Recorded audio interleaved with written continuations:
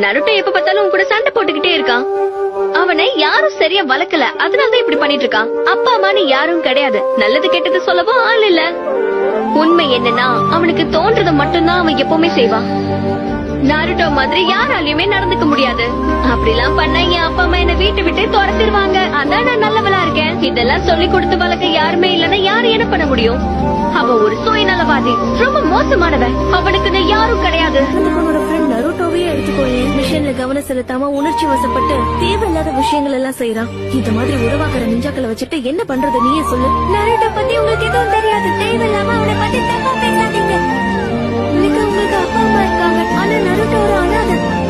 வாழ்க்கை முழுக்க அவன் தனியாவே வாழ்ந்திருக்கான். ஒரு மக்கள் அவனை ஏத்துக்கணும்னு அவன் எவ்வளவு கஷ்டப்பட்டு இருக்கான் தெரியுமா? அடுத்த ஹோக்காகே ஆகிறதுக்காக அவன் என்ன வேணாலும் செய்வான்.